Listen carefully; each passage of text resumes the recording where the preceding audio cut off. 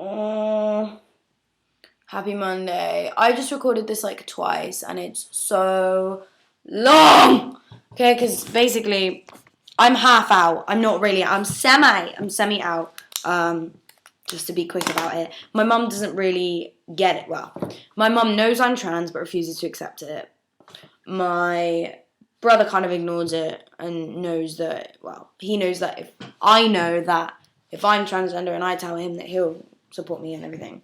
My dad doesn't really understand and I haven't really spoken to him about it. Some of my family don't even try and call me Kane. Some of them don't even try and call me, like, let alone, no one knows about pronouns yet, like, let alone that. Anyway, my friends are good.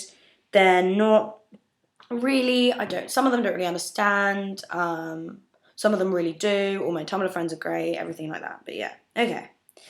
So, as a kid, I wasn't boyish at all. I was very girly. I grew up and I was very unhappy, and I don't know, I guess. I always aspired to look like the male dancers. I remember that. I remember saying, oh, I want to be like him, and I'd get into fights with young boys like my age, because I was so jealous of them, and I never, like, I knew it was jealousy at the time, but I just, like, what could I be jealous of, And when I was 12, I came out as bi at school because there was something inside of me telling me I love women, I love them. Like, telling me that I love girls, but I ain't fucking gay. Like, ain't nothing wrong with being gay, but I'm not gay, and I refuse to be bullied at school because I'm gay. So I had to say I was bi because I didn't know what else I was. I didn't even, until I was, like, God, 16, I had no idea you could even be transgender. No idea at all. It was crazy. It was cray. And then it was about, I don't know, Christmas 2010. I was very bulimic. I looked like this. I was very ill and I was very unhappy because I was just fake constantly. I was never myself and it got too much. Anyway, so I came across this video, this transition video, and it was like obviously a photo montage, and I was like, what? I did not even know you could do that. Oh my God, it was like something triggered in my brain. I need to look into this. I need to look into this. What the hell? I need to look at, like, just triggered. Then so I cut my hair off and I looked like this. And then, yeah, so for the next sort of 6 months, I was, watching all these videos, sort of doing some thinking in my own head. Um, I got over my bulimia single-handedly. I had some therapy for it and it didn't help, and so I actually believe that I fought that myself over that last year, 2011. So I'm proud of that. But yeah, in about June, I told my friends that I thought I was genderqueer, or that I thought I was maybe even transgender. They were like, whoa, where did that come from? And I was like, it just did. Um, and I was looking into it. I bought myself a crappy binder, and then I told my mum one night when I was drunk, I was like, Mum, I want to be a boy. She got confused. She tried to talk to me about it. I was like, Mum, I'm just thinking about things, blah, blah, blah. Then hit September, I was moving out. I bought a 997 binder from Underworks, and I knew. I had to do it.